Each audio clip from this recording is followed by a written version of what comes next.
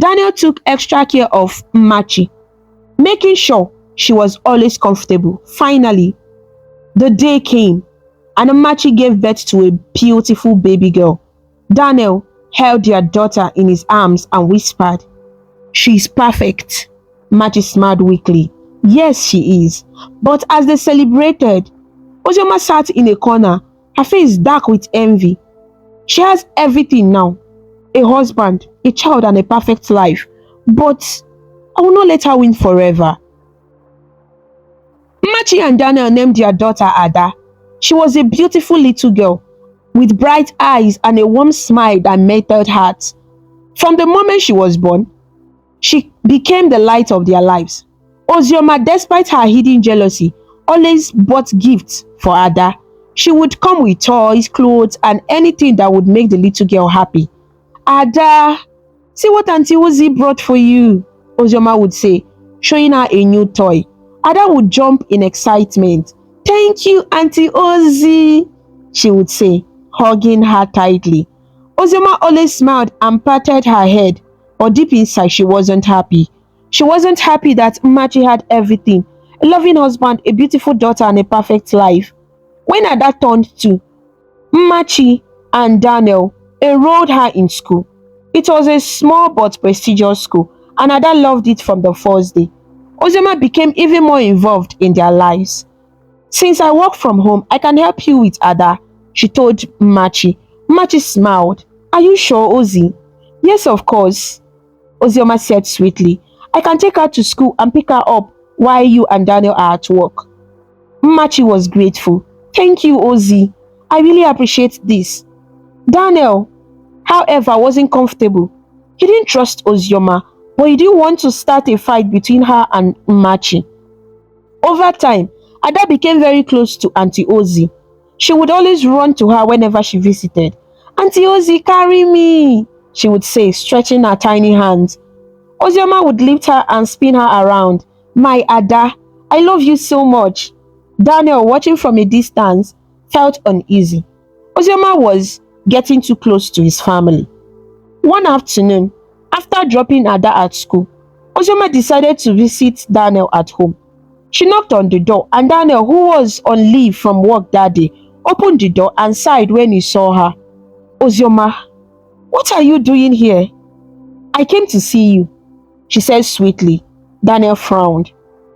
"I don't think my wife would like you visiting me when she's not around." Ozioma smiled. "Oh, Daniel, don't be dramatic. We are family, remember?" Daniel stepped aside, allowing her in. "Okay, but I'm busy. I have work to do." Ozioma sat down on the couch and crossed her legs. "Oh, please, can't we chat for a little bit?" Daniel sighed. "Ozioma, if you have nothing important to say, I really need to get back to work." Ozioma stood up and walked towards him. Her eyes filled with something Daniel didn't like. "Daniel," she said softly, leaning closer. Daniel immediately moved back. "Ozioma, what are you doing?" Ozioma smiled. "I know you want me to." Daniel's face darkened. "Are you insane? I am married to your best friend. Have you lost your mind?" Ozioma pouted. "Why are you acting like you don't feel something for me? You know I was the one who loved you first." Daniel clenched his fist. "Ozioma, stop this nonsense right away. I love Machi, not you. If you ever try this again, I will tell her everything." Ozioma laughed mockingly. "Oh, really? And do you think she will believe you?" Daniel shook his head in disgust. "You are sick, Ozioma. Just leave my house." But Ozioma didn't stop. Every time she visited, she would try to seduce him, touching his arm when she spoke, looking at him with hungry eyes. Daniel avoided her like a plague, but she didn't stop. One day, when Machi had gone to work and Ada was in school, Ozioma decided to take things further. She came over as usual, carrying a tray with a glass of juice. "I brought you something to drink," she said sweetly, placing the juice in front of Daniel while he walked. Daniel frowned. "I don't want anything, Ozioma." "Oh, come on," she insisted. "Just one sip, I promise, it's just juice." Daniel sighed. "I don't want." Ozioma folded her arms. Are you afraid that I put something in it? Daniel rolled his eyes. Fine. If it will make you to stop disturbing me, I will take a sip. He picked up the glass and took a small sip. There. Are you happy now? He asked. Ozoma grinned. Yes. A few minutes later, Daniel started feeling dizzy. His head felt light and his vision blurred. Ozoma, what did you do? He muttered weakly before everything went black. When Daniel woke up, he felt strange. His body was weak. His head was pounding and there was a terrible feeling in his chest. As he tried to sit up, he saw Ozioma sitting beside him, laughing wickedly. What happened? He asked in confusion. Ozioma smiled. Oh, Daniel, you are so easy to fool. Daniel's heart started pounding. What did you do to me? Ozioma picked up his phone and waved it in front of him. You should check your notifications. Daniel grabbed his phone with shaky hands and opened his messages. His eyes widened in horror. There, on his phone screen, were pictures of him and Ozioma in a compromising position. His hands began to shake. What was this? How did this happen? He had no memory of this. The last thing he remembered was drinking the juice. Daniel looked at Ozioma, his face filled with fear and confusion. What did you do to me? How did this happen? Ozioma shrugged. Let's just say you had a little too much to drink. Daniel's heart quickened. No, this can't be happening. Ozioma leaned in closer. Well, it has happened, and guess what, Daniel? I own you now. Daniel shook his head desperately. No, you don't. This isn't real. I didn't do anything with you.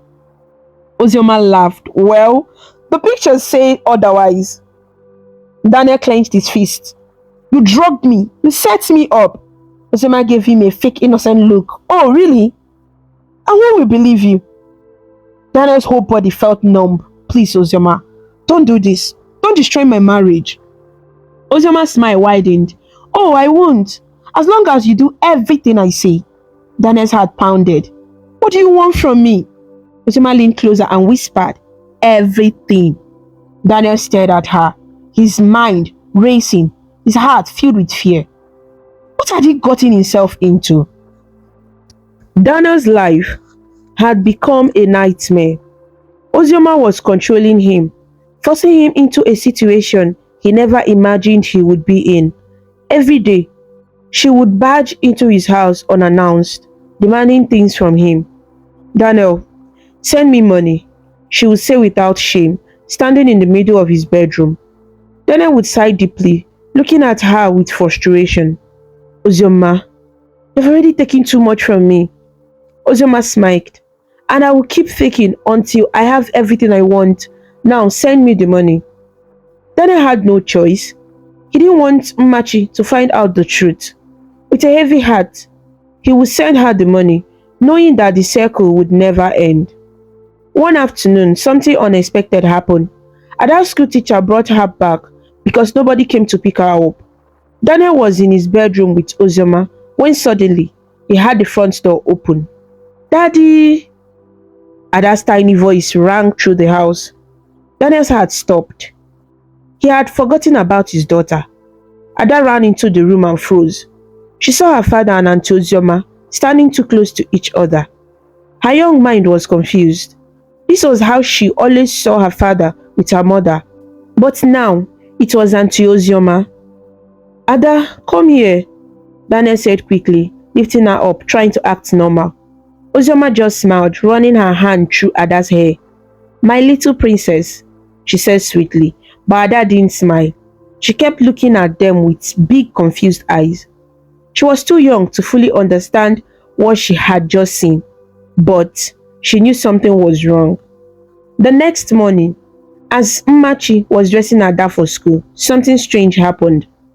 Ada, still in her tiny baby voice, tried to say something. Mommy, yesterday I saw Daddy and Auntie Ozioma, Ada said, struggling with her words. Mmachi smiled, adjusting Ada's dress. Yes, Auntie Ozioma always comes to visit. What happened? Ada pouted. I saw Daddy and Auntie Ozioma kissing. Mmachi froze. She turned to look at her daughter. What did you say? Ada tried to explain, but as a 2-year-old, her words weren't complete. I saw Daddy and Auntie Ozzy. They hold each other, like you and Daddy, Ada said, clapping her tiny hands together to show what she meant. Machi felt her heart stop. She knelt in front of her daughter, holding her shoulders. Ada, are you sure? Did you really see this? Ada nodded quickly. Yes, Mommy, I saw it. Machi's hands began to shake. Her own best friend and her husband. She quickly finished dressing Ada and dropped her off at school, but her mind wasn't at peace. When she returned home, she went straight to Daniel. Daniel, I need to talk to you, Machi said, her voice shaking. Daniel, already knowing what it was about, turned away, pretending to be busy. What is it, Ma? Machi folded her arms. Ada told me something today. Daniel's heart dropped. He knew what was coming. What did she say? He asked hesitantly. She said she saw you and Ozioma kissing. Machi said, her voice laced with anger. Daniel felt trapped. He shook his head quickly. No, that's not true. Machi, how can you believe something like that? She's just a child. How can a 2-year-old lie about something she doesn't even understand? Machi snapped. Daniel swallowed hard. Machi, I swear, nothing is happening between Ozioma and me. Machi's hands balled into fists. Are you cheating on me with my best friend? No, Daniel shouted. Machi stepped closer. Look into my eyes and say it. Daniel opened his mouth to speak, but the guilt in his heart was too heavy. Machi's eyes filled with tears. Oh my God, you are lying. She turned and stormed out. Daniel chased after her. Machi, listen to me. But Machi wasn't listening. She needed to hear from Ozioma herself. Machi arrived at Ozioma's house and banged on the door. Ozioma, come out! Ozioma opened the door, smirking. Ah, Mma, what's the problem? She asked innocently. Machi didn't waste time. Are you sleeping with my husband? Ozioma folded her arms and laughed. Yes, she said without shame. Machi staggered back, shocked. Ozioma smiled wickedly. It was the same guy I met first in school, remember? But you took him away from me, so now it's my turn to claim him back. Machi's whole body shook with rage. How dare you betray me, Ozioma? I took you in. My family treated you like one of us. How could you do this to me? Ozioma rolled her eyes. Oh, please, Machi. Stop acting like you own the world. You have always had the perfect life. Why I had to suffer? Now, it's my turn to have something for myself. Machi's anger exploded. She lunged at Ozioma. You are wicked. Shameless woman, Machi screamed. Ozioma pushed her back. And what will you do about it? Machi's blood boiled. She raised her hand to slap Ozioma, but before she could, Ozioma shoved her forcefully. Machi lost balance. Her head hit the sharp edge of a wooden table. A sickening crack echoed through the room. Machi's body went still. Ozioma stepped back, her eyes wide. Oh my God, she whispered. Then he ran into the room. What happened? He saw Machi lying lifeless on the ground. He rushed to her, shaking her. Ma, wake up. But she didn't move. Ozioma covered her mouth in shock. I didn't mean to. Then he checked her pulse, but it was too late. His wife was dead. Panic set in. We need to take her to the hospital, Daniel said, lifting Mma's lifeless body. At the hospital, the doctors pronounced her dead on arrival. Daniel felt his words shatter. Ozioma whispered, we have to lie. Tell them she slipped and fell. Daniel looked at her with disgust. You did this, Ozioma. You killed her. Ozioma's eyes darkened. You say that again, I'll go to the police and tell them you killed her yourself. Daniel's whole body froze. He was trapped. Machi's burial was filled with tears and sorrow. Her parents wept uncontrollably. Her little daughter Ada cried for her mother, not understanding why she wasn't waking up. Daniel stood at a distance, his heart filled with pain and guilt. But Ozioma was watching him, smiling to herself. After the burial, she turned to Daniel and whispered, "Now, you will marry me." Daniel's stomach turned. Never.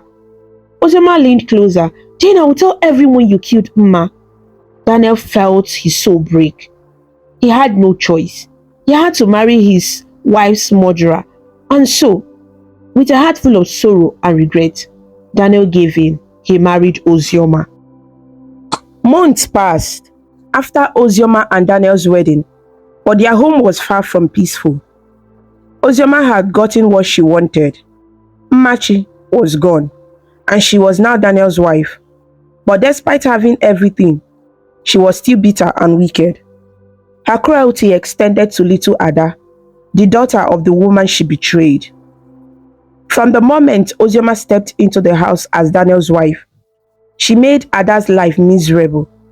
She would give her chores that were too big for a child of her age. One evening, Daniel returned from work and found Ada struggling to carry a bucket of water. "Ada, what are you doing?" Daniel asked, rushing to her. Ozioma, sitting on the couch, rolled her eyes. "She's doing house chores." Daniel was furious. "She's only 3 years old. How can you give her this heavy bucket?" Ozioma folded her arms. "She needs to learn responsibility. What is your problem?" "My problem is that you are mistreating my daughter," Daniel shouted. Ozioma stood up, her eyes. "Daniel, you better not raise your voice at me. Or should I remind you that I can ruin you with just one word?" Daniel clenched his fists and swallowed his anger.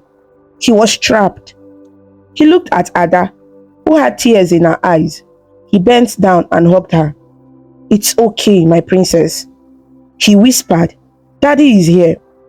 But he couldn't protect her from Ozioma. Whenever Daniel was away, Ozioma would beat Ada, refuse to give her food, and even stop her from going to school. Ada, being just a little girl, didn't understand why Auntie Ozioma, now her stepmother, hated her so much. Mmachi's spirit was not at rest. She watched everything happening in the house, how her daughter was suffering, how her husband was in pain, and how Ozioma was living happily after destroying her life. One evening, Daniel was sitting in the living room holding Mmachi's photo, tears streaming down his face. "Oh, Mma," he whispered, "I am so sorry." Mmachi's spirit was there, watching him, though he couldn't see her. She wanted to touch him, to tell him she was there, but she was powerless. Daniel continued talking, unaware that Mmachi's spirit was listening. "I should have told you the truth from the beginning," he cried. "I should have told you that Ozioma was blackmailing me. I should have told you everything. Maybe you will still be alive today." Mmachi's spirit also cried. She whispered, "Daniel, why didn't you tell me? We could have fought together." Daniel tightened his grip on the photo. "I promise, Mma, I will do something about your death. I just need proof. Ozioma is still blackmailing me." Mmachi's spirit felt terrible. She wanted to help Daniel and save Ada, but she was stuck in the spirit world, only able to watch. Each time Ozioma beat Ada, Mmachi's spirit was there crying, "Leave my daughter alone!" She would scream, but no one could hear her. A few months later, Ozioma became pregnant. She was so happy. Finally, she was going to have her own child, one that she could love, unlike Ada, whom she hated for no reason. From the moment she found out she was pregnant, her wickedness towards Ada increased. "You are no longer important in this house," she told Ada one evening. "Very soon, I will have my own baby and Daniel will forget about you." Ada didn't understand what she meant, but she felt sad. Daniel was helpless.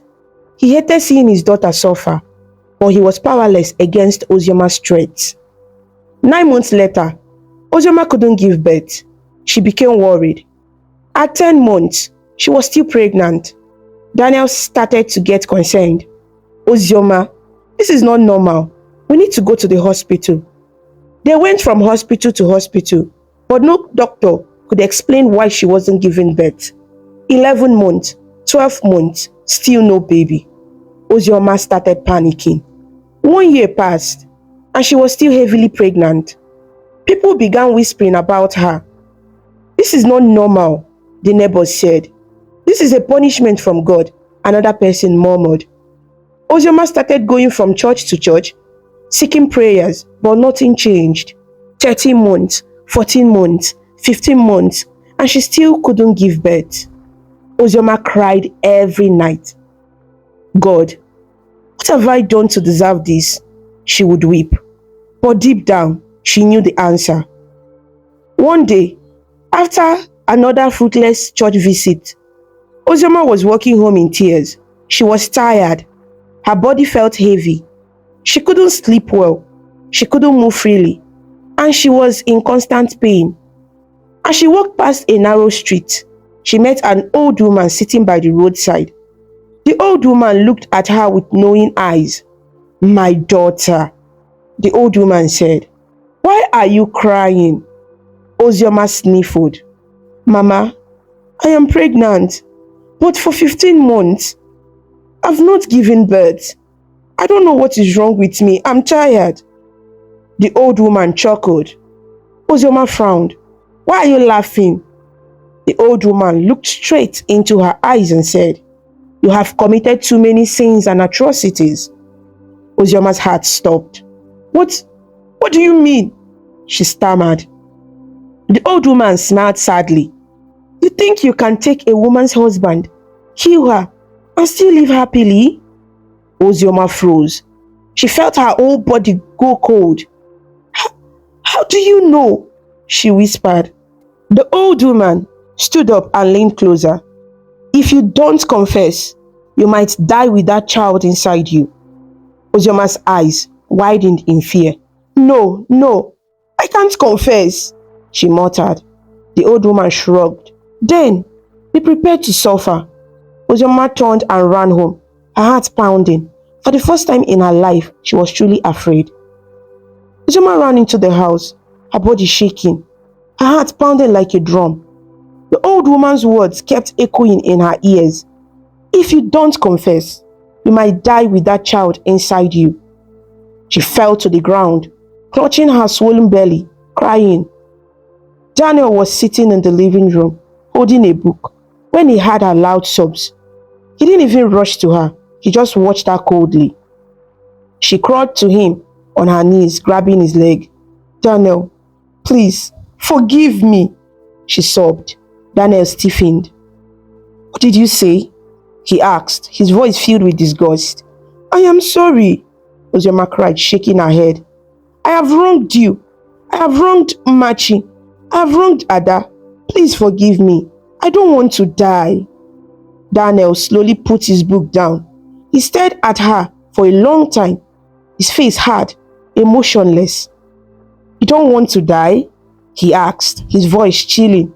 Ozioma nodded quickly. Yes, please Daniel, help me. I don't want to die. Daniel let out a bitter laugh. Why should I help you, Ozioma? He asked, standing up and looking down at her. You got exactly what you wanted. You ruined my life, forced me into marriage, killed my wife, blackmailed me, and now you want my help? Ozioma sobbed harder. Daniel, I was blinded by jealousy. I didn't know it would turn out like this. Please, I am sorry. Daniel shook his head. No, Ozioma, he said. This is your punishment. You desperately wanted to marry me and have a child, didn't you? Now, you have both, so bear the consequences of your sins. Ozioma grabbed his hand desperately. Please, Daniel, I will do anything. Just help me. Daniel pulled his hand away. If you really want forgiveness, go to the police and report yourself. Ozioma's head snapped up. What? She gasped. Daniel crossed his arms. You heard me. Go to the police, confess your sins, and let the Lord judge you. Then I will forgive you. Ozioma shook her head violently. No, no, I can't do that. The police will arrest me for murder. Daniel's eyes turned cold. Aren't you a murderer? Ozioma froze. Daniel's words hit her like a thunderbolt. She looked down, ashamed. 2 months passed. 17 months pregnant. Ozioma's body began to break down. Her legs swelled, her skin turned dark, her face had strange rashes. She couldn't stand without shaking. She became so weak that she couldn't even walk without support. She cried day and night, begging for mercy. One evening, she collapsed on the floor, groaning in pain. Daniel stood over her, arms folded. You are running out of time, Ozioma, he said. She looked up at him, weak and defeated. I will go to the police, she whispered. Daniel smiled. Now you are ready. Daniel drove her to the police station. As soon as they arrived, Ozioma could barely walk. Daniel helped her inside. A police officer looked up. Yes, how can we help you? Ozioma collapsed to her knees, crying. I want to confess, she sobbed. The officers looked at each other. Confess what? Ozioma wiped her tears. Then she started talking. She confessed everything. How she drugged Daniel, how she blackmailed him, how she murdered her best friend. By the time she finished, she was crying. I am so sorry, she sobbed. I'll never do it again. One of the officers laughed. Which one is I will never do it again? You have already done it. This is murder. Another officer shook his head. You will be charged in court. Ozioma fell flat on the floor, crying. Daniel watched her without a single emotion on his face. Suddenly, Ozioma screamed. Her stomach tightened. Her eyes widened in pain. Daniel! She screamed. The baby is coming. The police rushed her to the hospital. The doctors immediately took her into the emergency room. Daniel stood outside watching, his heart cold and numb. After 3 hours, the doctor came out. She has given birth, the doctor said. To what? Daniel asked. A baby girl. Daniel nodded slowly. Then the doctor's face changed. But there is a problem. Daniel stiffened. What is it? The doctor sighed. She didn't make it. Daniel felt nothing. He just stood there. Inside the hospital room, Ozioma lay on the bed lifeless. Her eyes were still open, filled with tears. She had died crying.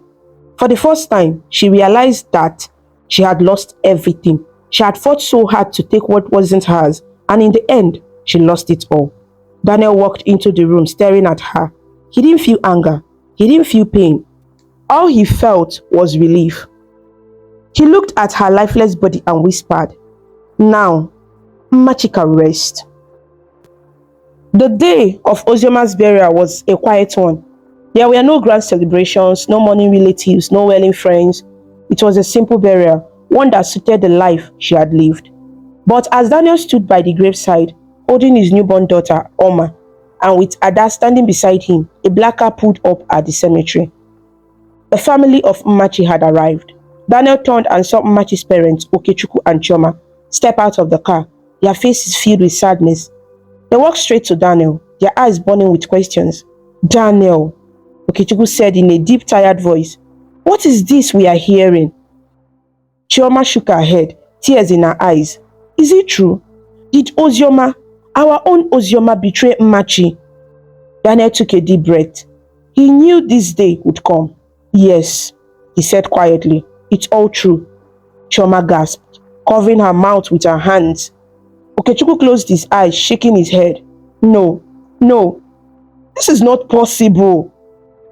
Chioma let out a loud cry. Oh my God, Mmachi, my daughter. I trusted Ozioma. I loved her like my own. How could she do this? Okechukwu clenched his jaw. She was like a second daughter to us. We fed her, gave her a home, loved her like our own. And this is how she repaid us? Daniel looked down at the baby in his arms. She's gone now, he said, and nothing can bring Mmachi back. But I promise you, I will make sure that both of my daughters never grow up to be like her. Chioma wiped her tears and looked at the tiny baby. This is her child? Daniel nodded. Yes, her name is Oma. Then Chioma gaze shifted to Ada, who was standing quietly beside Daniel. She rushed and put Ada into a hug. My baby, you will never suffer again. Daniel took a deep breath. I will raise them right. I will teach them love. I will teach them kindness. I will make sure they never hurt each other. Okechukwu sighed. Then we will support you. For Machi's sake, we will be here for you and the girls. Daniel felt a wave of relief wash over him. For the first time, he didn't feel alone. From that day on, Daniel became both father and mother to Ada and Oma. He worked hard to give them the best life possible. He made sure they had everything they needed: love, care, protection, and the right education. Every night before bed, he would sit them down and tell them stories. One night, as they sat in the living room, Ada, now 10 years old, turned to her father. Daddy, tell us about mommy again, she said softly. Daniel smiled and pulled her close. Oma, now 6 years old, also snuggled up beside him. All right, he said. Tonight, I will tell you about your mothers. Oma looked up at him. Daddy, was my mommy a good person? Daniel paused. He looked at her innocent eyes and knew she was too young to understand the full truth. Your mommy made some bad choices in life, Daniel said gently, but that doesn't mean you should follow her path. Ada leaned on his shoulder. Daddy, my mommy Machi was a good person, right? Daniel smiled. Yes, your mother was one of the best people I ever knew. Oma frowned. And my mother? Daniel took a deep breath. She made mistakes, Oma. But that is why I am here, to teach you both how to love each other, so you don't make the same mistakes. Ada held her sister's hand. I love you, Oma. Daddy, she's my sister. Daniel smiled, feeling his heart swell with pride. That is all I ever wanted, he whispered. The years flew by quickly. Ada and Oma grew up to be beautiful, intelligent young women. Daniel taught them everything they needed to know about love, kindness, and forgiveness. He told them about their mothers, the good, the bad, and the lessons they should learn. One evening, as the three of them sat together watching the sunset, Ada turned to Daniel. Daddy, do you still miss mommy? Daniel smiled softly. Every day, my princess. Oma looked up. Daddy, do you think my mommy is happy where she is? Daniel sighed. I don't know, Oma, but what matters now is that both of you are happy and that you always take care of each other. Ada held Oma's hand. We will, Daddy. Daniel smiled, feeling peace in his heart. For the first time in years, he felt that his life was finally whole again, and that was how they lived happily ever after. This story teaches that jealousy, envy, lies, and betrayal only lead to destruction. As seen in Ozioma's downfall, instead of celebrating her friend, she let envy turn her into a wicked person, causing pain and loss. True friendship and family should be built on love and trust, not selfishness. Lies may seem to work for a while, but the truth always comes out. Daniel's love and forgiveness helped Ada and Oma grow into better people, proving that our choices shape our future. In the end, choosing love, honesty, and kindness will always lead to peace and happiness.